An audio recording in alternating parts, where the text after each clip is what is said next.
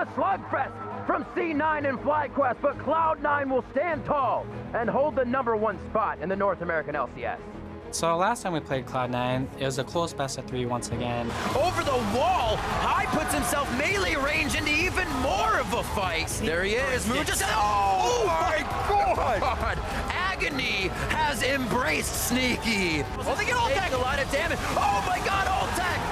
And Moon get absolutely wiped out. FlyQuest is a team that has really good macro, so they can definitely surprise us, and they have very odd picks, so they can maybe like cheese a victory. I would hope Johnson picks an assassin next time instead of, 3 backline mages. I'm not really too worried about FlyQuest.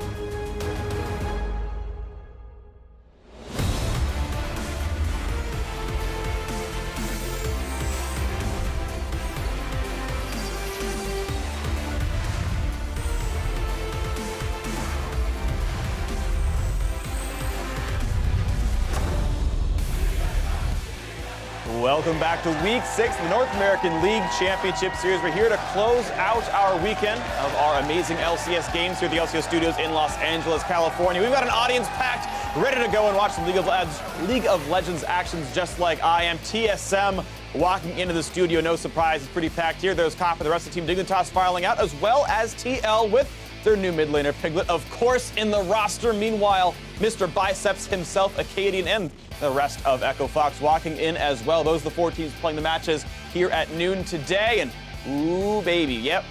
Leaders in stats, Acadian, Aframu, Jensen, all deserving top spots in their respective roles and respective categories.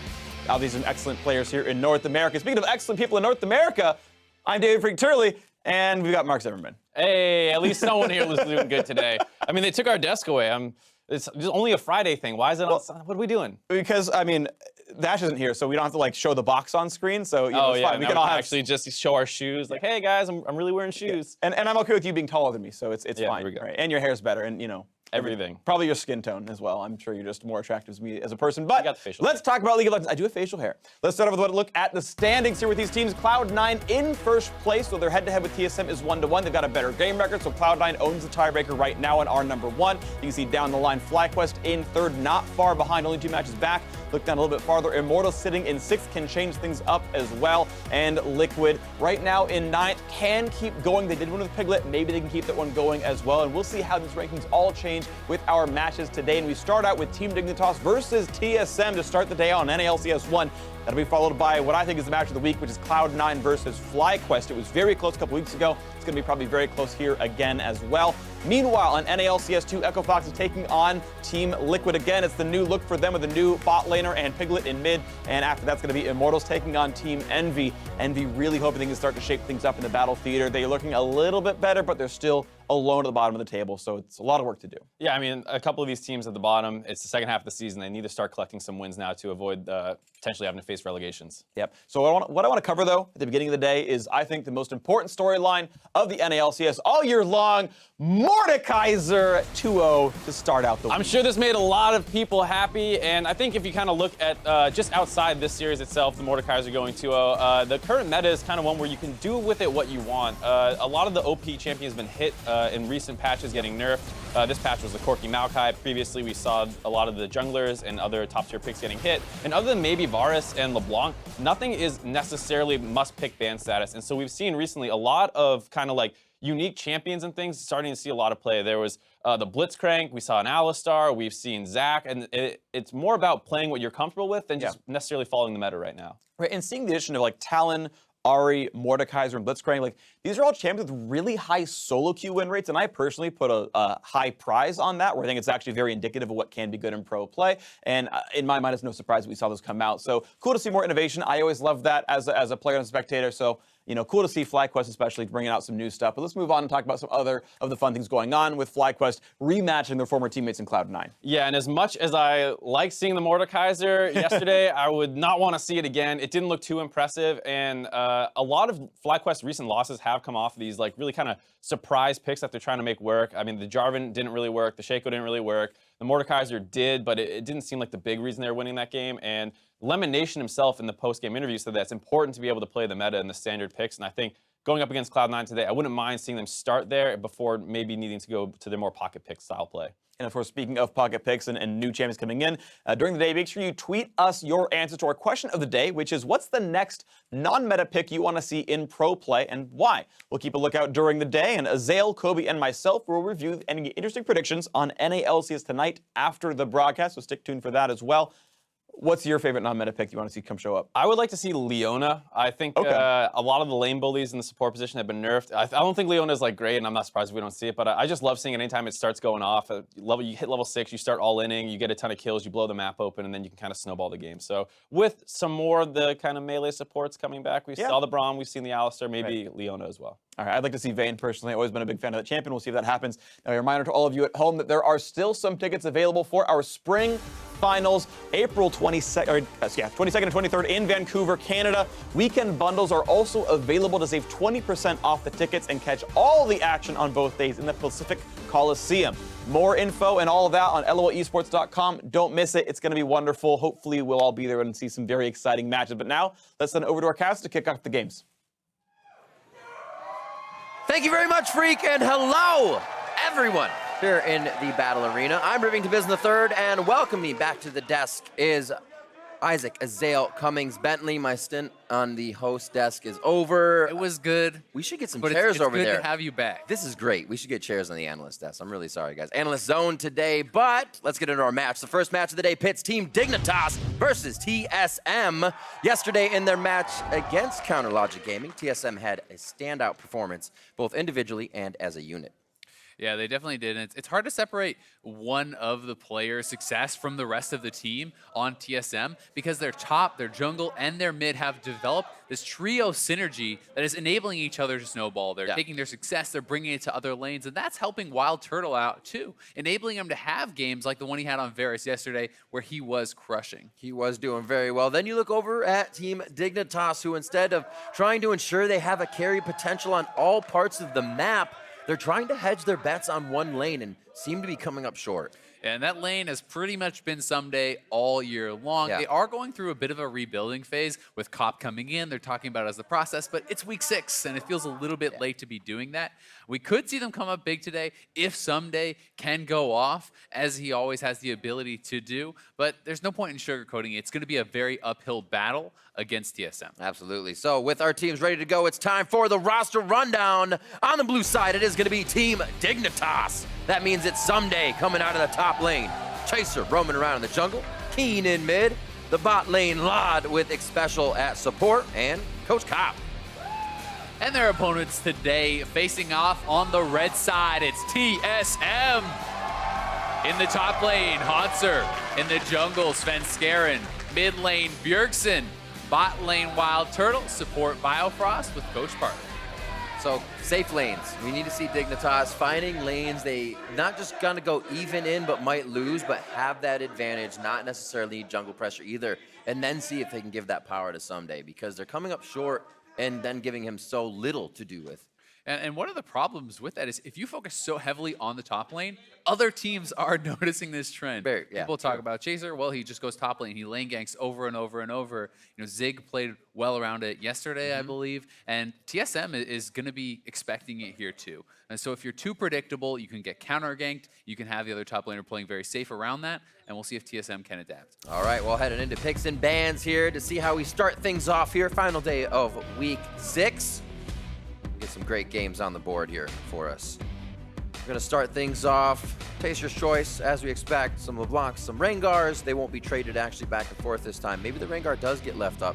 We'll see how they use that. We'll see how they focus the jungle with that Graves as well being banned. One of the only bans I really feel like you must do red sign now is kind of Varus. Some teams do still leave it up, but Varus is super high priority ban. And besides that, it's kind of player's choice, right? Yeah. You can target ban people, you can ban out things that are good against the composition that you want to run, but there's a lot more flexibility, and I think that is something that does advantage the teams which are more practiced with different comps, which can run different styles, because it is so hard to pick and ban against these flexible players. Yep. So Varus out, Rise now. We have seen Keen trying to pull out some crazy stuff in that mid lane. Yeah, Keen is a player who has been known for his flexibility, for his off-meta picks, and maybe now in this new patch is the time where he can finally start to show those and have some success. But it's tough to make those picks work against a guy like Bjergsen, who Yeah. not only is at the top of the league in mid lane, playing so well, but he also plays a massive amount of solo queue, so the less common professional play picks will not take you off guard. That's actually a very good point. You're used to seeing the timings, the spacing you need to have on some of these champions, and it does not catch you off guard. Exactly. If you only scrim, then you're only used to the pro meta. Yeah. But when you do play a lot of high-level solo queue, you get to play against the one tricks, the people who are playing Talon and Ari and these different picks that you don't get to see as much in pro play. So the Elise getting picked up much more here in the jungle that we have been seeing with some of the changes. Yeah, even with Rengar open, I think Yeah. we're just going to see a quick Shen-Rengar combo coming out first round from TSM. I would be surprised if the third pick is not going to be that Rengar from them. Obviously, there are other jungle picks. You don't need to lock your jungle in the first round, though, for TSM, because somebody already has locked in Elise, so they're not going to take another jungle. So we already have the Ashe initiation and back up for that initiation if somebody else can follow with Haunter. Lod picking up the Ezreal, looking to stay safe for himself. Not necessarily winning lane, but not necessarily a losing lane if they keep themselves safe. They won't crush it, but they don't need help from what might be Chaser's Elise. And the same thing for Someday on that Renekton. Yeah, definitely. You're going to see this be a very safe pick on the Ezreal, so it should be Rengar coming in for Svenskeren. They'll take their time to talk about what they want to do in the next phases, even though they knew they were going to already lock that in. Ezreal can be pretty strong in lane, especially when paired with another poke support, such as Nami. You can poke out and bully people in, but it's interesting to see that Jhin goes completely through pick and ban. That is somewhat of a new trend, as Fervor has been buffed. It doesn't really benefit from that, and lethality items are not quite as strong as they once were. Jace ban going over to Team Dignitas. See that they will start to focus Keen in the mid lane, actually. I was wondering, definitely get Jace off the board, but Xpecial as well has been having some great counter engages for the team, really setting them up nicely in fights. Unfortunately, they're not coming out on top of those, but really opening up a chance for them to just blow the game wide open. And there's a key reason I think that the Jace ban is pretty intelligent here, Yeah. and it's because Dignitas has selected an AP jungler, right? So they would not be opting into a full AD composition if they actually went for the Jace mid, and that is something that gives more flexibility to pick AD mid laners, and is why TSM could say, hey, that's a high priority AD mid laner, let's take it off the table. Yep. Syndra for Bjergsen. Yeah, you just can't give Bjergsen Yeah. Syndra. He's been so good at the champion for so long. Yesterday, completely smashing against CLG in Game 2 on the Syndra. Completely took over that game, made it look pretty easy. Tahm Kench getting taken off the table for TSM makes a lot of sense as well with the kind of composition that you're trying to run. Yes. You have the Ashe arrow, which he denies. So they're essentially knocking out things that would disrupt their composition now in the second round. Now looking for what support Biofrost will have come into the game. Looks like easy shields for the rest of the team going through. Stack a few of those on and keep everybody safe. And Karma pairs well for a number of reasons. Karma Ashe, I mean, Ashe is one of the best pushing ADs, so you're getting one of the best pushing supports, if not the best pushing support. You queue the backline, you throw out a volley, those minions are going to die very quickly. You will be able to push in your opponents and bully them out in lane, plus speed ups for Shen, for Rengar with the ultimates. That is incredibly powerful. So Karma has a lot of synergy both in lane and with the overall team composition. Yeah, go button it at 6 here for TSM if they really need to make something work from a hesitant early game. Cassiopeia locked in for Keen. Looks like he'll be trying to spit out some damage from the mid lane this time. And I think, honestly, the draft for both sides has been Synergized pretty quite well, intelligent, yeah. right? You know, Cassio is being picked. Normally, you'd be like, ooh, you gotta watch out for Syndra, you gotta watch out for Ori, but they had already taken these sorts of counters off the table. So while Bjergsen still can have his choice in the matchup, the traditional counters or lane advantage opponents have already been kind of taken out. I like this pickup by Xpecial as well. Obviously, it's a Thresh, but really, he can just focus on saving Keen in these fights if it happens. Like we said, Lod can stay safe. You're safe on an Elise, you're safe on a Renekton. You can focus on the guy who doesn't have that disengage or the ability to get out of a fight. That's a really good point. And if you can keep the Cassiopeia alive, puts out such high consistent damage, this is another one that can be tough for Cass because of the long range. Right. Really can outrange your opponent and bully them out in that way. That said, there are certainly ways to deal with it. And if Bjergsen gets caught, there's a lot of CC he may want to run Cleanse here against Elise, Thresh, and Cassio. If you get hit by those stuns, you can very quickly go down as an Azir.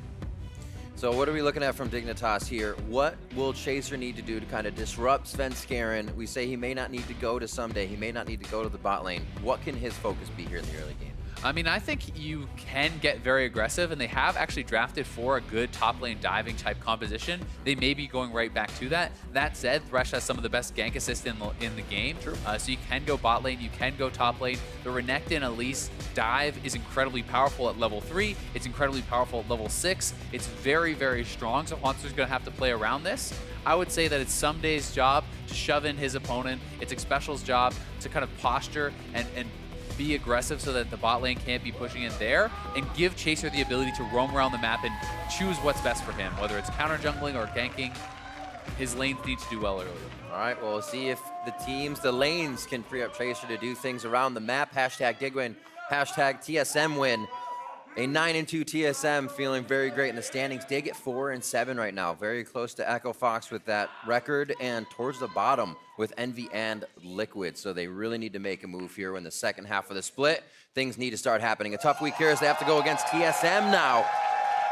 And we'll see how they fare as we are about to be on the Rift. The standings really are tight in the middle of the pack in the NALCS this year. When you look at the teams that are even up towards near the top of the table, there's teams with like 6 wins. Dignitas is at 4, but they're not out of striking distance of teams like Echo Fox and P1 and even CLG. They just need to start picking up some of those wins. Start things off. A line of scrimmage seems to be the bee's knees for everybody. It certainly does. Keep it safe. One thing I always enjoy about watching in bot lane in matchups like this is when you look at the actual champion abilities, the Karma and the Ashe should very easily outpush their opponents.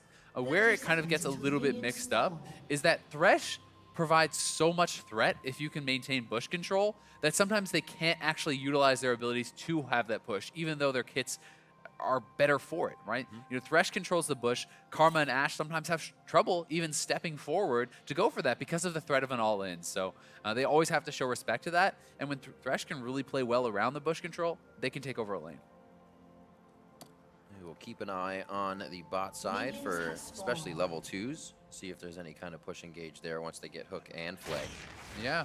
And lane ganks are exceptionally powerful with the Thresh and the Elise. That makes warding for the ganks much more difficult. You have to look for deep wards, because if you throw one in the river, Elise walks up the lane, you have a Flash, Flay plus Lantern from that Thresh, and in comes the Elise. It can be really tough to escape.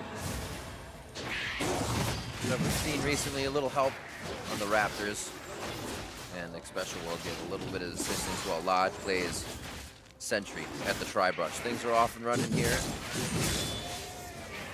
It is a good start as you get the extra XP, but look at how much damage he took, even with a leash. So that is kind of the bit of a trade-off there. Obviously, still does have his smite available and will be able to heal back up, but unless you have an AoE leash, this is not a start I would recommend you doing in solo queue. I think it's something where, you know, if you have an Ahri mid and she throws a Q over and you have Maokai stacking saplings and stuff like that, it's fantastic. Right. But if you don't have that AoE to help you, even as an AoE champion like Rengar, you take a ton of damage and can be vulnerable. Bjergsen already pushing Keen up under the turret as you would expect in the easier matchup. See if he can keep him pressured there and draw Chaser's attention. That's one thing TSM is also very good at doing, is you see in the bot lane, volleys have pushed up Lot and Xpecial. Not necessarily a call for help, but each of those lanes is slowly pushed. They will reset, but this is where the TSM loves to stay, because then you give the other jungler a lot of trouble. Yeah, exactly. Makes their decisions much more difficult, because when your lanes are pushed in, you can't really go for counter jungling, since the other team will always get there first. Ooh. Ian with a bit of aggression there. Bjergsen not able to fire back with the auto attacks as he's mainly clicking away from the fight. Look at how Bjergsen is cheating to the bottom side, though, knowing he has support there. And if Keen does not show respect that this is the weak side of the jungle, as his jungler is top, he could get ganked. That's very smart to know. It's gotta feel good when you see you could be getting first blood. Oh, I'm gonna be up on him, but he knows, probably thinking he has exhaust as well. There's a flash there.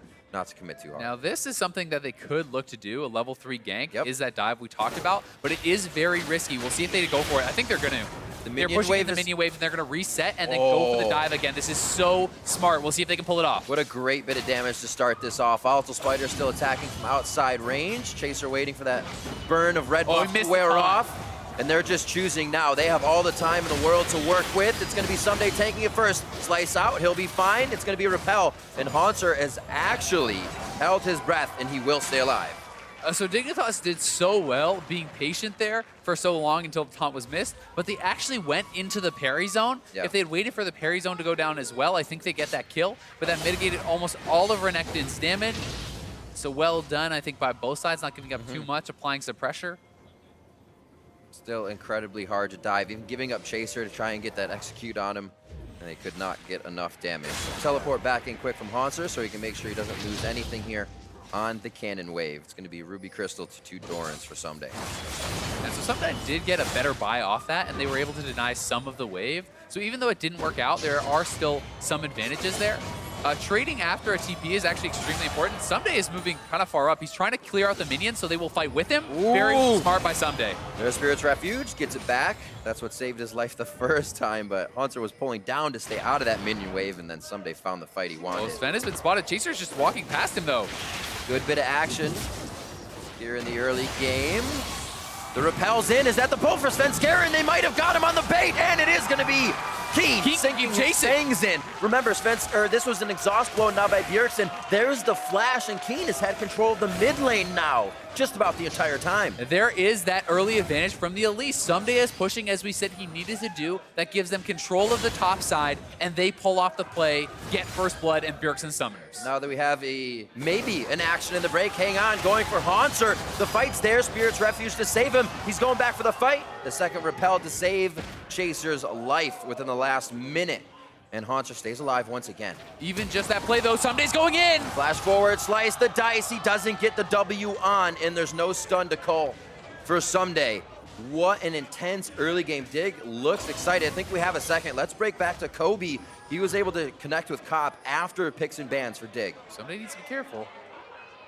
Thanks, Riv. I did just catch up with Cop. Sounds like you guys are having some action, though. All right, Cop said he was very disappointed with his own drafting yesterday, and he chalked it up a lot to their misleading scrim success that they had, and so they kind of viewed the game in a little bit of a warped way. He feels like it's been a bit corrected now. Today, he was actually very happy with their draft. Targeting Bjergsen was definitely their main priority. He thought TSM very clearly play around mid and jungle invades a lot, and so that played out well for them. Plus the AD carry, rise in priority on Ezreal. I asked him a little bit about that, and it's just about the mid-game power spikes there and scaling for him. Yeah, a lot of good insight there from Cop, and I think they should be happy with their draft. What they're not going to be too happy about is the fact that after all the pressure topside, the first death from a top laner is actually on Someday, and dying without TP is so bad because he loses the full wave of experience, he loses the kill experience, and he loses his advantage topside. And that is something that they put so much priority on, both in draft and in play. So if Someday falls behind there and cannot bully early, he will get outscaled by the ship. Doesn't look like it's too rough for either TSM or Dignitas bot lane here. We have seen a bit of a push for Dig under their turret and a bit of CS behind, but they should be able to make it up. We do see that focus again towards Someday in the top side. Like you said, it keeps going. Will it pay off again? It seemed to have fallen behind with the third repeat gank. Yeah. Chaser making moves, though. He's trying to make things work. I mean, he has the Moby Boots Elise. You must be out on the map making plays happen.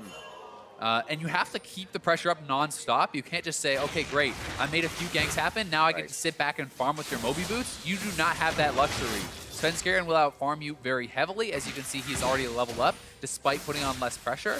So the onus is on Chaser to keep going. When you go for this sort of build, you must gank, and you must gank often. He's now 2 levels down. Seems like they could be feeling the pressure. Haunter pushed up to his turret, so they may not get to stand united out of this. It looks like they are just going to pull off the gank for now anyways. Things are a little too quiet on the home front to try for an engage. And Haunter to clean up minions here in the top side. Having a great game. Yeah, and it gets tough because their time to really bully their opponents was pre-6, right? We talked about that, but now that Rengar is over 6, Shen is over 6, you go for a gank, Shen ults in, Rengar ults in for the counter gank. That's something you have to be very aware of. If you cannot kill the person, not just their own HP, but through the Shen shield before the Shen comes in, then you will get it turned around on you. They do have a bit of vision on Svenskeren. I don't know how much this will allow them to make a an engaged work here or a pick. TSM waiting for Wild Throw to come back, so Bifrost roaming around with Svenskeren, keeps him safe. It looks like top side will be the idea for Chaser since he knows bot has Rengar. Let's go again for top, and we'll see what we can do. But it's already been warded out. TSM are starting to read this. Yeah, so he's actually just going up to force him off the minion wave again. This has been their plan a lot of the time. Put pressure on the turret, zone him off the minions, moving 3 topside. They're going for first turret. They're not actually hoping to kill him here, and they should be able to grab the first turret. TSM already on the trade for Dragon, though. Someday give him a little what for.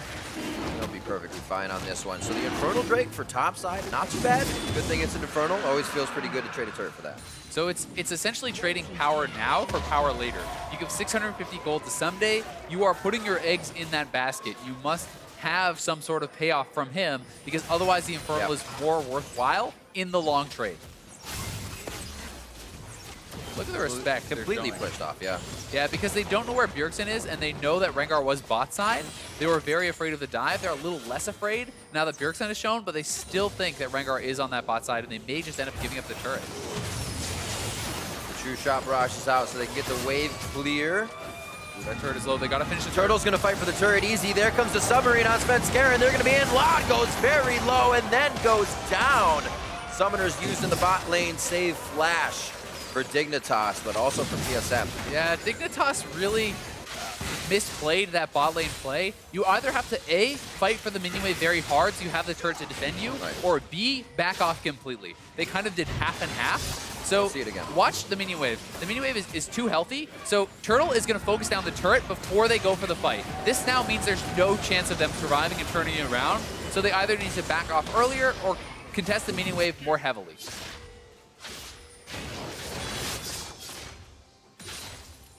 Someday hanging out on the bot side now, his TP down. And Haunter is still able with a little bit of global pressure from his being up for the Stand United use.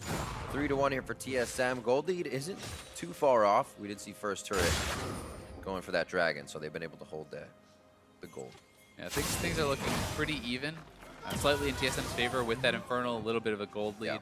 Yeah. It's also key for TSM that their first Rengar ultimate, first Stand United, did pay off. That's something you want to get rolling, but Haunter could be in trouble here. There it is. Put a few more people on him. He won't be able to get out of it. He can't use his abilities. But armor becomes his next. The Sunfire Cape coming in soon. Yeah, but first you don't succeed, try again. Haunter has been getting camped pretty hard this game. Honestly, it's impressive that he's not down that much. He has a couple assists to his name, only 1 death. He has been doing well with all the focus that Dignitas has put on him. And Shen is a champion that it's not like this is a Fiora that you'll put behind. You'll put a Shen behind who still will have his uses. Building that armor. A little more lower in cost, so he'll be able to find the items that he needs. Haunter will always find that opening for the fight. 12 minutes in. Looks like now mid lane might be a bit of a focus here as Somedays waiting for that teleport to come back up to really activate any fight. Mountain Drake also on the board next, so we'll have teams focusing down there with Dig. A little bit more pressure with the turret focus. Yeah, they're just trying to shove in these lanes and get that rolling. You know, one thing I don't love about the strategy from Dignitas is I struggle to see a world in which Someday gets so far ahead that he's actually just, you know, killing Haunter under his turret or pushing down the turrets very easily. So it's going to have to be kind of a team fight advantage that they do get because they're putting so much emphasis on Someday, but he has not gotten any kills. He has not really turned it into much. So now there's so much on the mid-game team fights. Cop talked about the fact that like Ezreal for mid-game power spike, it's going to be on Black Cleaver on Someday, Triforce on Laud, hit these 2-item power spikes of Black Cleaver Titanic and Triforce plus Muramana, and then team fight. And if you don't smash then, it starts to look a little bit rough. Laud falling behind as well. We have to keep track that spike's going to hit with the rest of the team. Only has about 100 or so gold on him right now. So building back up right to the face of Chaser. Has the ability to repel out. There's the TP coming in from Someday. This is what they wanted, the return fight. Exactly where Cassiopeia shines. Rengar's looking for Chaser. We'll see if he actually wants to commit. Ooh, special stays out, plays it, boxes him in, locks him up. Can they give him the death sentence now? He goes on to Laud for the help. but he can't get the range, he can't get the kill, and the rest of Dignitas Somebody's on Turtle! now looking for another fight. A beautiful W can on chase the him down, Turtle. Riv. Cole and connection here. The slice and dice forward from Someday to keep him in range, to keep the team and the cavalry fighting.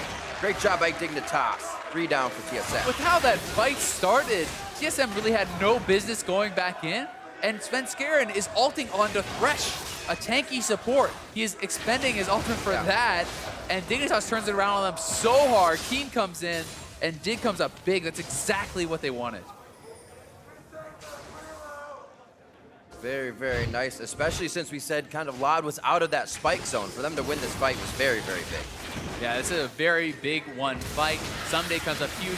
Keen with a great ultimate. Power Boss is already down, and this is where TSM needs to say, hey, you know what? We lost the fight. Instead, you commit your ultimate onto the support. You cannot even take him out. All of the targets are free-firing. Someday is in the mix, doing a lot of damage, who has gotten that focus for the team, able to just chase in, take out Wild Turtle very quickly here, and the chase is on. Once the threats are down for TSM, they will always run you down with such a mobile comp, like the Ezreal, like the Renekton, and then that is exactly what they wanted. Dignitas out of the gates with 2 control wards in just about every inventory. They're going to start moving this vision up, and hopefully they can protect it. We've seen a lot of teams try to do that, move their vision up, think they have it, but the vision gets cleared, then they're left with a dark map and fall behind once again. Very important to keep that up. Yeah, vision is not a one-time thing. Your Right. whole team has to be participating in the vision game the entire game long. Even if you're not the one placing the wards, it's creating pressure so your support can place the wards. It's assisting your support so they can place the wards. Things like this are massive in League of Legends. Yep. We see it happen here at TSM. They've set theirs up. Dignitas feels obviously more powerful after that fight. Slowly encroaching more to the other side of the map. And here is the Mountain Drake that they'll be able to take away from TSM. Yeah, they really want to continue to keep up the pressure, force around objectives, get advantages now, because they are at one of their strongest points. One thing also for Dignitas that is very good, although Renekton is more of an early mid-game champion, Cassio is not. Most of their kills have gone to the Cassiopeia, who is a very big late-game threat. The Ezreal also super powerful in the late game, but TSM has the edge in split push pressure with the Shen later in the game. They have Azir, which is incredibly powerful, and I think has the matchup edge against a Cassio. So if Bjergsen plays it well, it's tough for Cassio to get in. It always seems like Bjergsen is on one of those champions. He'll be playing the Orianna, he'll be playing the Azir. You get him at 40 minutes, he hits that ult, the shockwave, the Emperor's Divide, and the team just gets all sorts of chaos, and TSM comes out with a big fight. And I think that's one of the scary things about a team like this, the star power of a player like Bjergsen, knowing that he always has the chance to carry a game, even in which he's behind, sometimes puts additional pressure on teams to feel like, we have to do something now. We have to close it out before he gets to that point. Sometimes that choice is to go for Baron. It's not a good idea. Teams do that. We've seen a Baron throw a time or two in the North American LCS. It's been 6 years. I've seen a few. 17 minutes into this one, 28 to 26K here. And Dignitas with that lead. It's like they are just trying to formulate something else around the map. Obviously going to have to give up top. The outer ring of turrets is basically just a tit for tat now. Bot might stay up a little bit longer.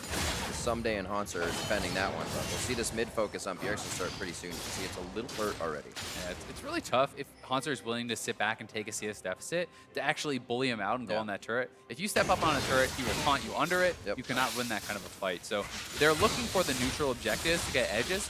I actually think this would not be a bad game for Dignitas to look at something like a Rift Herald in, because that is a neutral objective that you could perhaps force a fight around, or at least emphasize the strengths of your team by getting the Renekton more powerful now. I bet you someday would love that. Be able to stay out on the side lane for just ever. Continue to fight Hanser, a little more advantage. Tiamat finished for him, Tabi there. And like we said, that Black Cleaver is finished up very close for Lod on his Triforce now, as he's recipeing together the pieces. Once again, Dignitas moves in, feels comfortable with the pressure on the map to deny wards. We'll see how much damage they can get on this turret. And they're going to get some good damage down. Not sure if they'll be able to kill it on this wave if TSM wants to aggressively fight for it. And they are going to go. Oh, the hook coming in from Xpecial, throws it off to his left shoulder.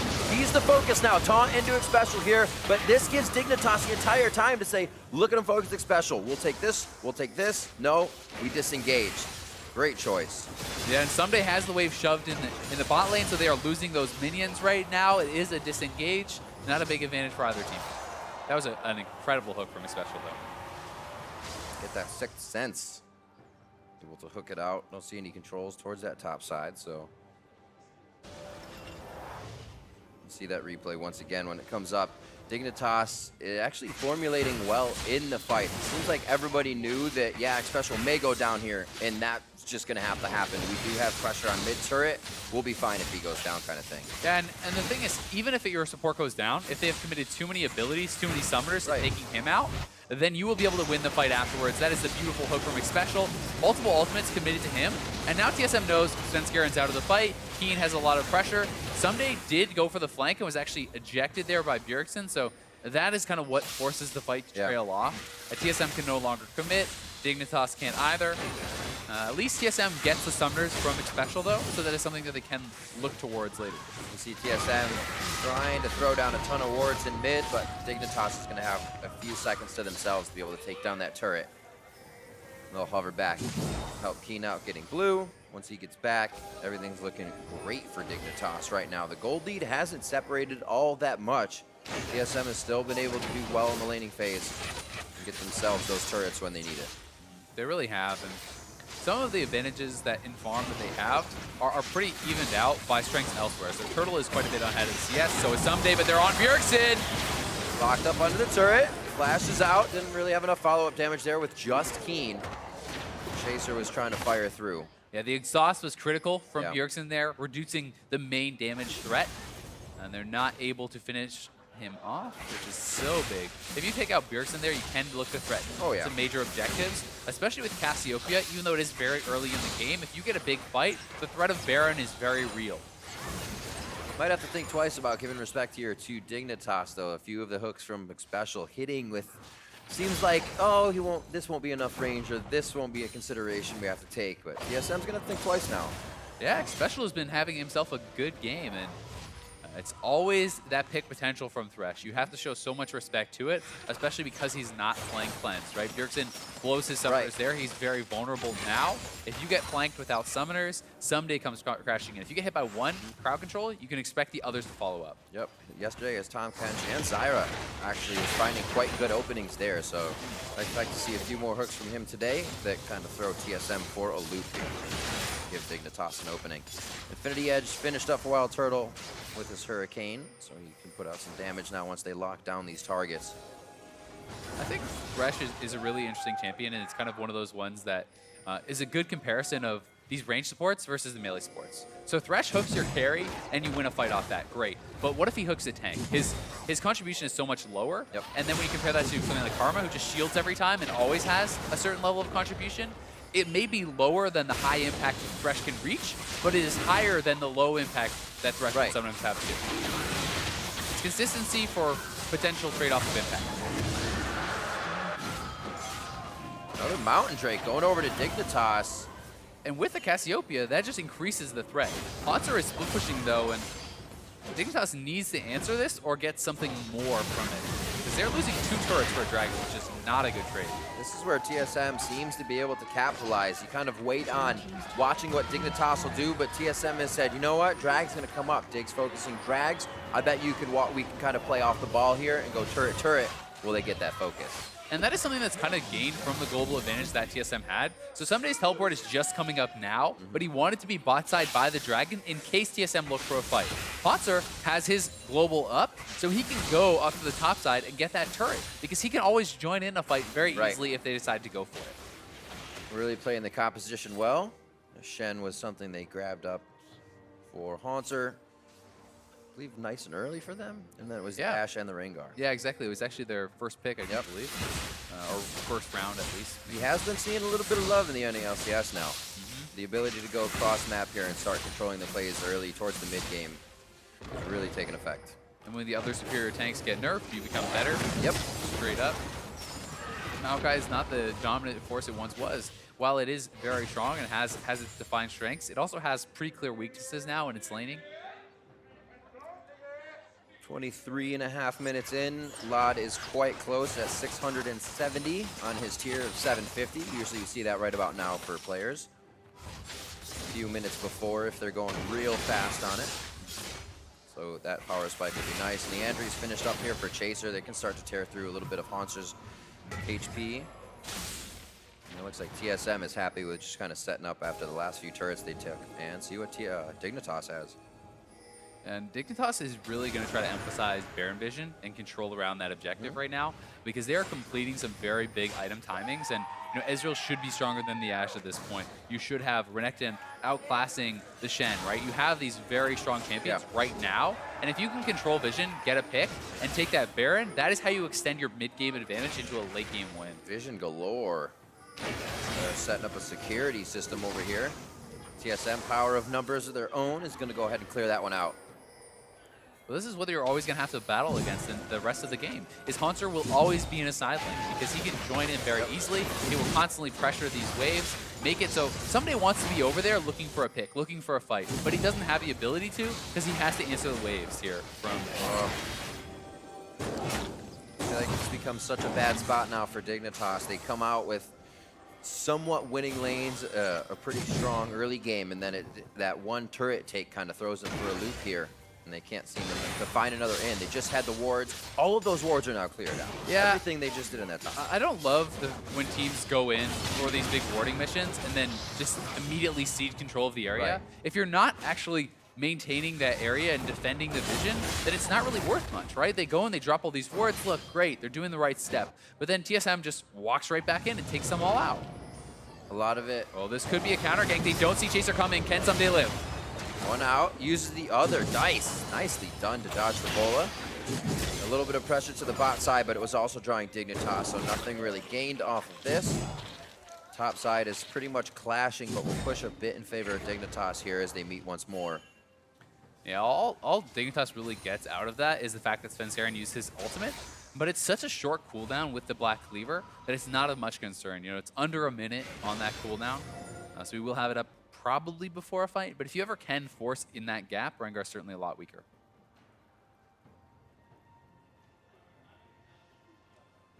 See Lod chatting it up on the screen. Saying probably Bjergsen's top. They're going to get that lane pushed in now, so TSM may look to actually work something across the map here. I think this is also something interesting to note is that Someday did not decide to actually complete his Titanic or anything like that. He built a Randuin's and likely going straight into a GA to focus more on team fighting and being able to dive very aggressively, try to take out those threats and have your second life to come back. And this is something that's going to be stronger for team fighting but weaker for the split push.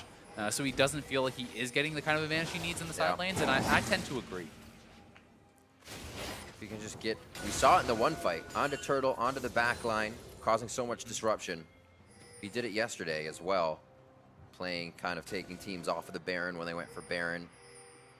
But look at this, once again, someone must answer Haunter. So now Dignitas is being forced. They either force the Baron and make Haunter come in, or they just give up a bottom tier 2 for free. And at this point in the game, you really cannot do that. So they're straight onto the Baron. TSM must react, but Rengar ultimate is up. Shen ultimate is there. They're going to go for the 50-50, it looks like. There's the teleport in. It does go over to Chaser. That's going to be the teleport in. Someday Chaser goes down immediately. Someday in a 2v1. Svenskeren gets hit up. He's getting the fangs and he goes down. Bjergsen gets into the fight and he can't even take down Someday right now, which means the fight can continue in favor of Dignitas. Special, no flash hook coming forward. They still have Emperor's Divide and a bit of disengage here on TSM, so Dignitas once again take the advantage they have and start pushing them. That was very risky from Dignitas. If they miss the smite, it's a disaster. They hit it though, and it can pay off big time. Big risks sometimes pay off in big rewards. Becomes so scary when you have that good of an early game and then almost are kind of forced to 50-50 the situation here, 28 minutes in. yeah, they just couldn't find a better opening from TSM. And the fact that they had been kind of outplayed macro-wise, Haunter was bot, they were put between a rock and a hard place. They essentially had to force there or accept a loss. They forced. It pays off in this situation as Chaser nails the smite.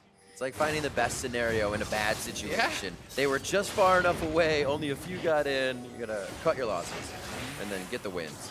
We'll see if they can force again around this objective. All summoners are pretty much available across the board, so it would be an explosive team fight. Oh, TSM is going for the dragon. They're going to run up the middle and try to get an inhibitor here. We'll see if TSM can base in time. They have really been out-rotated. Wasn't much of a minion wave in mid lane, so they said they're not going with the 3 minions. No, they are. They're going to use that to take down an inhibitor turret as well. It could be a flank from Sunscare, everything is up for him. He'd have to activate, and they would know to head high side on this. Not up, though. It's not up for a little bit, and that is kind of what's stopping him from pulling the trigger. Yep. Without the Shen ult, Rengar going in solo will not pay off because summoners are available. They know the exhaust is there. Dignitas is doing great with this Baron, rotating up the top now, looking for their 3rd turret in just under a minute or two. Very nice moves from Dignitas. This lane, well, last time we saw it was being pushed by Bjergsen. Now they want Keen to get caught with the arrow. Face. There's the teleport. They're just behind. Right to the backside. Keen with a great flash. Gets himself out. Saracen Brace on as well. And they're going to start trying to back this one out. They know they don't have an engage on that front line or enough damage to tear through Haunter and Svenskeren. And Dignitas make it out. That top turret almost falling as well. They get out with those summoners, but Keen will be extremely vulnerable in the next fight. His Seraph is down, he has no summoners. They will look to attack him again because the Shen and Rengar ultimates are much lower cooldown than the ones that were blown by Keen.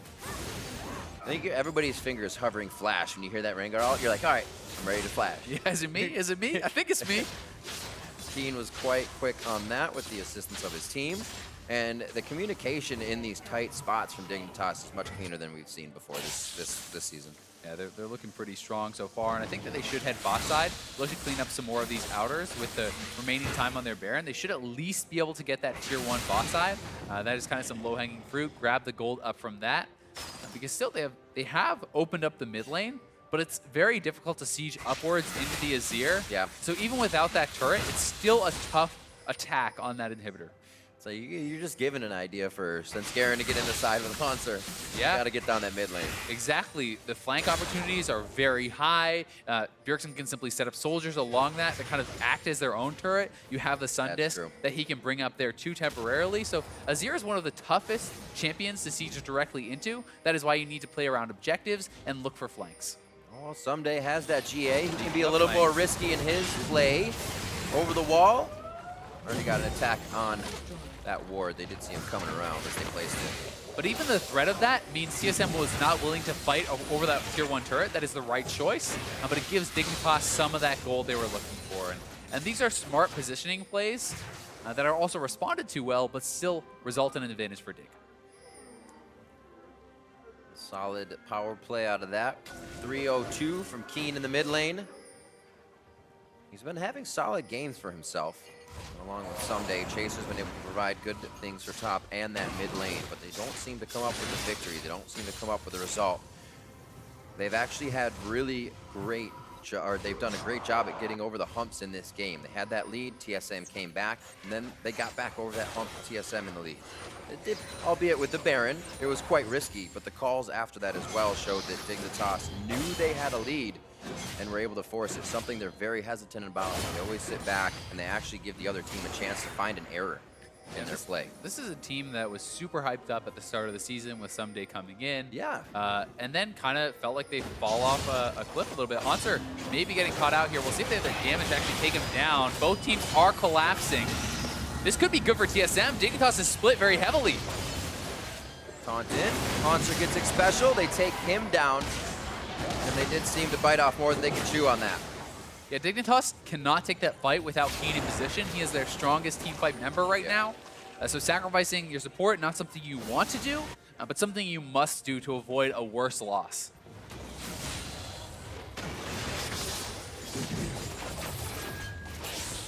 This puts almost TSM in the driver's seat once again here. The inhibitor down hasn't really done too much. Lod, looks like he took a deep breath before he dodged that one. He's like, I gotta consider where this one's falling first. And that is smart by Lod. Way too many people just see, oh god, arrow, and they they shift backwards and still get hit. So you go to the side, that's how you dodge out. I'm gonna have the side-to-side movement. 6 out of 7, doing well. I mean, it becomes one of those skills. If you're not finding pressure from not having that skill, right? You fire an ult, sometimes you get engaged on. If you have the ability to just fire that arrow whenever you want, keep doing it. Certainly. Those engages are so great. I think it's always worth trying, especially if you are going Essence Reaver build. Yeah. Turtle this game is going for more of an auto attack focused build, so there's a little bit more cost to the arrow because of the longer cooldown. But that said, what he loses there, he makes up for with auto attack damage in the team fights. 3 item now for Lod. It's also gone for Ninja Tavi's actually, trying to stay alive in the instant attacks coming in from Svenskeren. It doesn't want to get Seen a lot bursted more. down. Yep. You know, if he can stay alive through the initial fight, the mobility, the lifesteal he has will kind of carry him through the rest of it. That is the bet that he is making. It's still a bit of a trade-off that I'm not completely sold on because Lucidity Boots not only give you the CDR to use extra abilities, but they give you Summoner Spell cooldown reduction. Right. And how much is the extra flash and heal worth? You know, having that up when you otherwise wouldn't. Right back to Baron. TSM bot side, they will need to rush this, but Dignitas kills it so fast it might just be dead before they arrive. Svenskeren's in. Can he save it? Svenskeren! Solo mission into the pit. Biofrost is there, Special and him shielding each other in the support wars. Keen on and Bjergsen. Bjergsen, 1v1 almost. As Special and the rest of the team are getting bopped up, Haunter's gonna try to do what he can to hold Dig back from finding any more TSM members. Dignitas may be able to actually try to end. They're gonna try to push up. Bjergsen got away. That is probably what just saved the game for them. Dignitas may not go for the end, but look at this play from Svenskeren. Fantastic stuff. He has to flash the hook, gets in range, smite, steal, nail. But still, Dignitas has such powerful team fighting. Even just the fact that they forced them there was massive. And now Dignitas is pinging back towards the base. They really do want to get a lot out of this, but with Bjergsen alive, he should be able to wave clear and limit the loss to just the inhibitor. Those intense moments can really tell a lot. The majority of the members in the pit on the replay you saw turn to Svenskeren, which cuts their burst damage for Chaser's smite and his Q kill. And then it just becomes the Rengar. Svenskeren comes away huge for TSM. Yeah, it's those quick reactions, quick decisions, and they're trying to rush the Infernal, but the Rengar ultimate is already back up. TSM on the way. In a bad Dignitas spot. He's the pulling out. caboose. Great job by Someday. Do not leave your mid laner out by himself. Waiting for that shift to come back up. Almost needed the Dark Passage. And TSM bite back so hard with that Baron. Put themselves in the lead once again. Double Infernal on TSM there as well. Dignitas really wanted to even that up so that TSM didn't have the edge. Instead, they end up 16% AD AP ahead. That is a big one. This has been such a game of inches. I mean, if Bjergsen goes down in that ensuing Baron fight, he lived with, what, 10% health? Maybe one extra auto attack here or there, if it could have been played a little bit better, could have meant that Dignitas walks down mid, ends the game. Instead, they are now in the driver's seat with the Baron buff with double Infernal. So crazy that TSM can just continue to do this.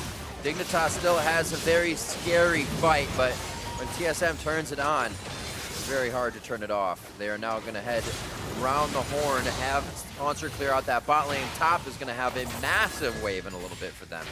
So they just have to buy some time here. Looks like they're actually going to give that top wave some help. Oh, trying to steal that blue away. Yeah. It's 50-50. I mean, first time worked out for Dignitas. Second time, you know, it's Svenskeren that comes up. It's 50-50, right? Yeah, there you go. Mathematically proven. It's science. We use statistics. 3 dragons now to 2 here. TSM actually been able to get those in their favor, as well as they surge back onto the map after a few went down on the Baron side. And now this minion wave crashing into the top. Looks like it is going to be Someday pulled over a little early here. And Haunter may just go ahead, make sure he's gone, and keep pushing the spot side. He may even follow, though. Follow the leader. And it's actually pretty amazing to note that despite Keen being 4-0-4 and Bjergsen only having the 1 kill participation whatsoever, they're actually just tied in gold because Bjergsen has been farming out sideways a lot. He's been picking up more and more of that farm, and that is making up for the difference. So TSM very strong at this point, and Dignitas may have a lot of trouble defending. That was close on Bjergsen. This top lane, maybe the first inhibitor to go down. We have to remember what happened here in the early part of the game. A lot of focus onto Haunter, which he was actually able to deny more of the kills than going down. He only's gone down 3 times, and that was mainly out of lane. And remember, the second time and third time they went up, Someday actually went down for the troubles, and that really started to hurt Dig early. Yeah, I mean, Haunter has maintained, he is at a CS deficit, but he's the same level. Yeah. He's just about even in gold, and not really a big difference there. 800 gold, 38 minutes into the game is not massive. So Haunter is super relevant, and when you attack someone who has baseline effectiveness that is very high, it sometimes doesn't pay off. We also said he'd be down a bit because of that pressure, but Shen, you're Shen. Yep. He has all the items he needs. He knew he would find the resources, and the team has also helped him get some too with what wards and clearing the lane out. Shen also gets a lot of time to catch up because he's a split push type champion. You're solo in the side waves, you get a lot of XP. Even when you're down on farm, you can often catch up on levels that way. All right, what options do we have here on the side of Dignitas?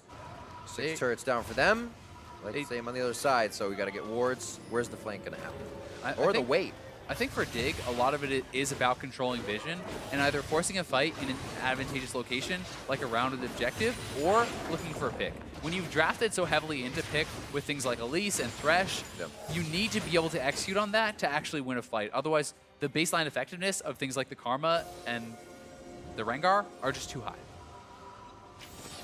Let's remember the Thresh, the Elise, very, very common plays for TSM as well in the past. And you remember them sitting in a brush waiting for the cocoon into a hook, then that pick.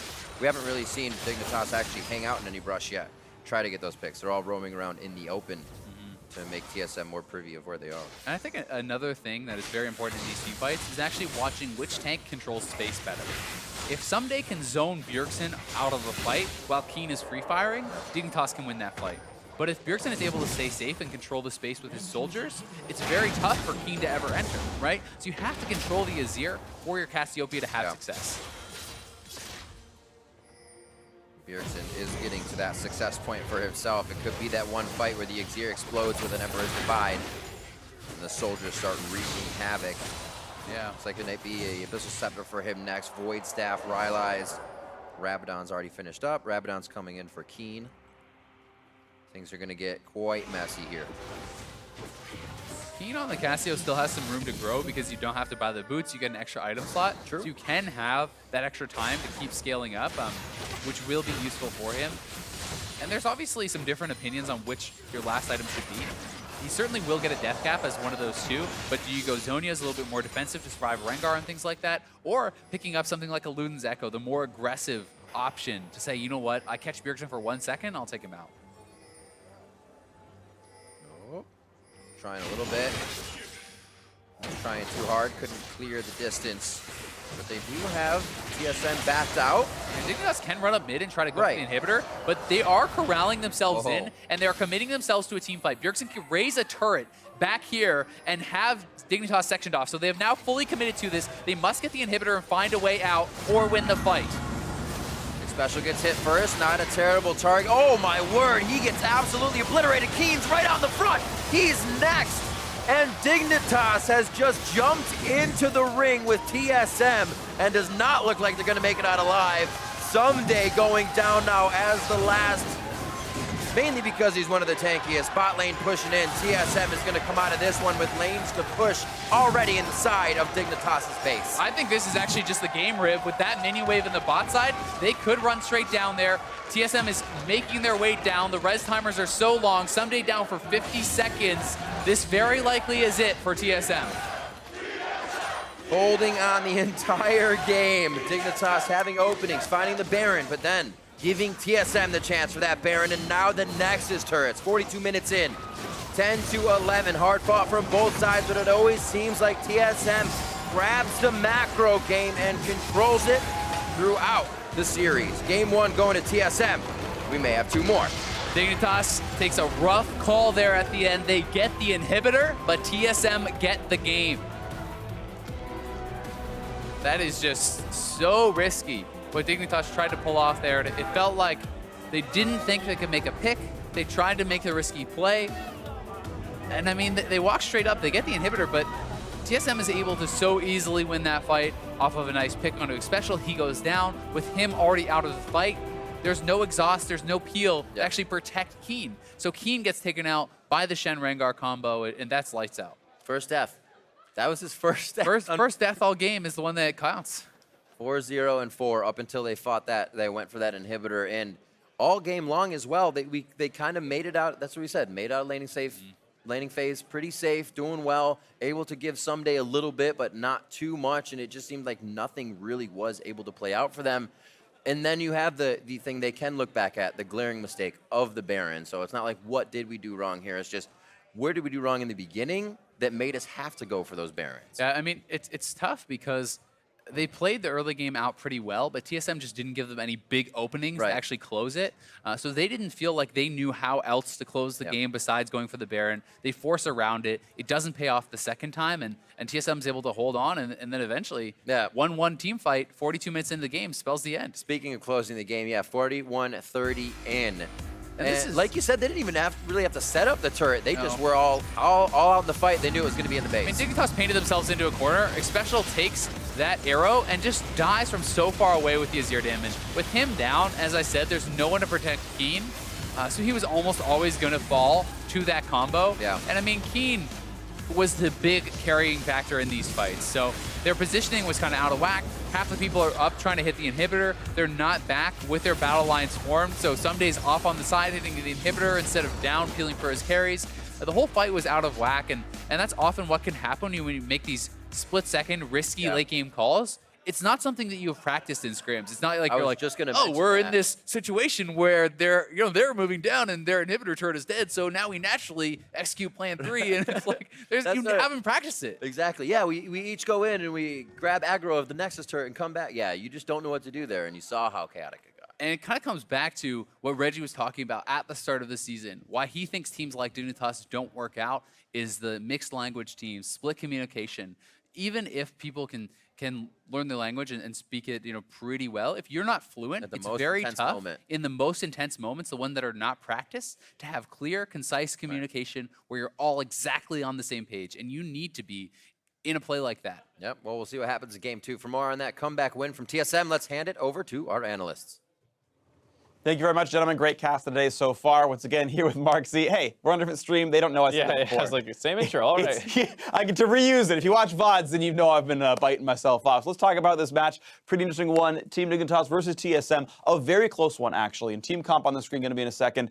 We see some Renekton against a tank matchup. And it's a matchup that someday I think can win early on. He can snowball on and be a good individual threat, and Dig played around that well. Yeah, and I think when you look at what they were going for in the early game, it was kind of like, typical Dignitas. They have Elise and Renekton, 2 of the best early game diving champions. So what are they going to do? They're going to play around someday. They went up there very often early on.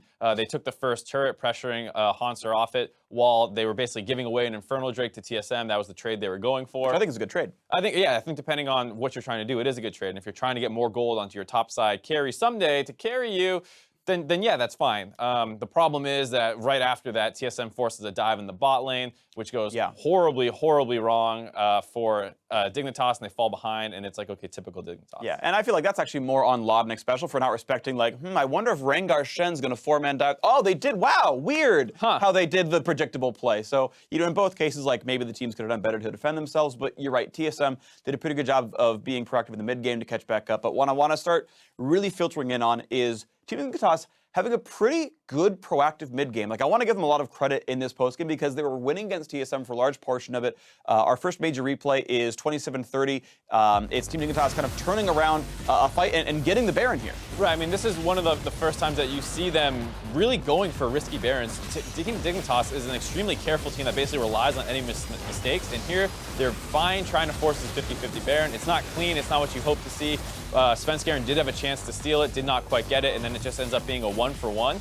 But what was really impressive after this was they didn't let up off the the gas there. They took that, they went mid lane, they grabbed the inhibitor turret, rotate up to the top side, and they were able to effectively use the Baron aggressively to keep getting their lead. So that it was nice to see that they kept the parts of their old Dignitas that we've seen in previous weeks where it's really heavily around someday, and even the way they came back in the game was punishing a TSM over aggression invade. But then once they had the lead, they showed that they're starting to make more plays. Right. So I'm glad they're doing more plays, but you're right. actual process of executing is still not very clean, right? You saw Svenskeren could have stolen, he got over the wall, and in fact, the next replay is when he does actually steal it away, and it's where the throw actually finally happens here, because they're trying to catch up, but again, if you can't land every smite, this will happen to you. Yeah, I mean, Team Dignitas really did need to make plays. They're going to get heavily outscaled in this comp. Once again, forcing a kind of 50-50 Baron where they're not able to stop the Rengar from getting into the pit. This time he does get the steal, and despite the team fight not actually going that bad for Dignitas, they need to be winning these harder. They need to actually be kind of snowballing this game, and this stalled out for TSM, bought them time to go, and I think they got another Infernal off the back of this as well. So that basically was just the final nail in the coffin for like the Azir, Ashe, Shen, Rengar comp to become stronger. Yeah, and I mean, that fight was a 3-for-1 that, right, if you give Dig Baron, they win the game. It's over. Like, they beat TSM. So, like, you know, unlucky. You can't completely blame Chaser for this, of course, but yeah, we got to see more out of them. I mean, the damage graph pretty nice. Obviously, you have an Infinity Edge Ashe doing plenty of damage. The Azir is still coming in occasionally for Virus, looks great overall. And we can start talking about TSM. You know, able to withstand all that pressure, right? Props to Sven for getting the steals. Props to the two backline carries, basically, because Rengar's not going to really team fight late game that well. Those guys put in the damage to make that work because they're fighting these team fights with 1,000 gold differences and getting the damage they need. Sure, after they kind of threw that initial invade, they did a decent job stalling out. Aside from the one mistake where they give up the inhibitor, it felt like that was something they might have been able to defend. But if that's the worst thing that's going to happen for you in that game, that's not that bad. And then they did have that great punish where you know, Dignitas kind of forced themselves to get pinned into TSM's base, and then the easy collapse and fight for TSM sealed it. Yeah, the simple 5-0 just wins the game outright, which you saw at the very end of the game, of course. Player of the game, want to give those honors to Hanser for his split pushing and his late game team fighting. A lot of those Shen ults either preventing the deaths or just creating the hard dives that start the fights out. In both cases, he did very well on the Shen, that even though we are seeing priority on things like Renekton, obviously the tanks can still be very, very valuable. Right, he received a ton of early attention. He went down once after forcing that like play bottom, then when he was going back topside, they were still waiting for him, they killed him. But other than that, he played a lot of the game out well. Was a huge annoyance in the split push because he has that double global, so he was able to force Dignitas into some of these situations where they are like, all right, well, let's go do this Baron because we kind of have to. And yeah, he played well from behind as well, right? Got all that pressure, lost his turret, and managed to be effective. And so listen to any of you guys who are losing lanes to Renekton. Look at what Hanser did, and he managed to win the game for his team, at least partially on his own back. So that's going to do it for us for now. But after a quick break, we'll check to see if Team Dignitas can tie up this series against TSM. Stay with us. You're watching the North American LCS. See you soon.